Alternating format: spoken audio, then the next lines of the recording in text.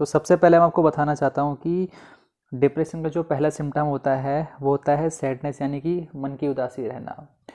Patient जो है वो 24-24 घंटे तक जो है सैडनेस रहता है, किसी भी चीज़ में उसे इंटरेस्ट नहीं आता। कोई भी फेस्टिवल हो, दिवाली हो, होली हो, क्रिसमस हो, कुछ भी फेस्टिवल हो, उसे इंटरेस्ट ही नहीं आता है। मतलब कि बिल्कुल ऐसा लगे कि बिल्कुल इमोशनल लेस है पर्सन, उसे बिल्कुल सैडनेस बनी रहती है फेस पे। कुछ उसे इंटरेस्ट ही नहीं आएगा चीज़ों में, जो बिल्कुल सैड रहेगा हर समय। जो है कभी भी आप कुछ भी बोलो वो हमेशा सैड रहेगा। तो ये पहला जो है लक्षण और सिम्टम होता है डिप्रेशन का। और दूसरा जो होता है वो नो इंटरेस्ट, यानी कि loss of interest.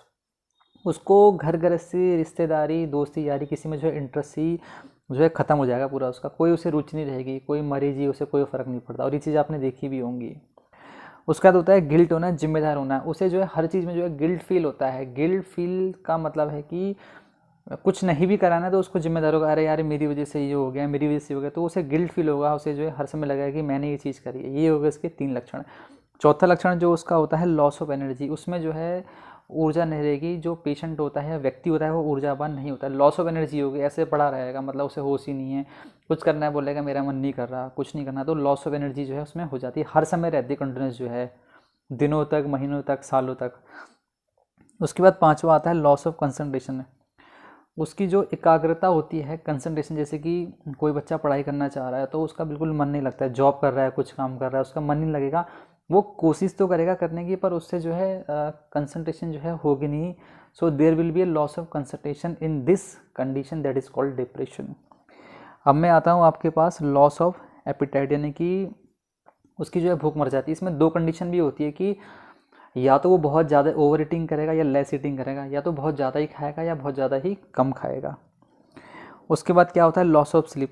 Sleep disturbance होता है। पेशेंट क्या है वो, इसमें भी 2 मतलब जो है एक्सपेक्ट्स हो सकती हैं कि या तो पेशेंट बहुत ज़्यादा ही सोएगा या बहुत कम होगा। तो मेन कॉमनली डिप्रेशन में क्या होता है कि सुबह का टाइम होता है, सुबह के टाइम पेशेंट की नींद जो है वो टूटती है। जैसे कि अगर वो रात को जल्दी भी सो गया, सपोज कि 6 बजे सो गया, 7 बजे सो गया, तो सुबह जैसे कि 5 बजे, 6 बजे उसकी नींद ना सडनली जो है टूट जाएगी। जल्दी भी सोएगा, नींद भी पूरी हुई, फिर भी उसकी नींद जो है टूटेगी। तो ये बहुत मोस्ट कॉमन जो है देखा जाता है कि मोस्टली मॉर्निंग में जो स्लीप जो है टूटती है। उसके बाद जो है 8 पे मैं आता हूँ है सुसाइड थॉट, नेगेटिव थॉट।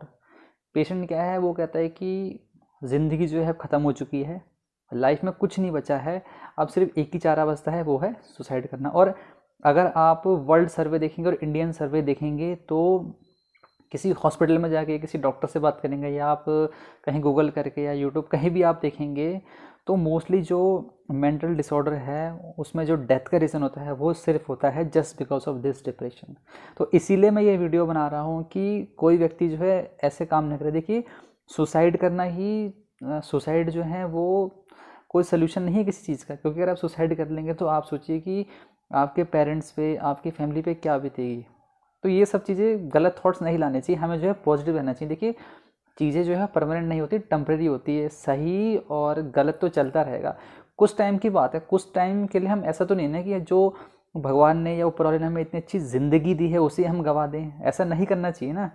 जब भी आपको ऐसा लगता है आप मेरी इस वीडियो को देखिए, कहीं ना कहीं अगर आपको 1%, 0 पॉइंट समथिंग कुछ भी मोटिवेशन आता है तो मेरे लिए बहुत अच्छा होगा कि किसी की लाइफ जो है सेव हो रही है।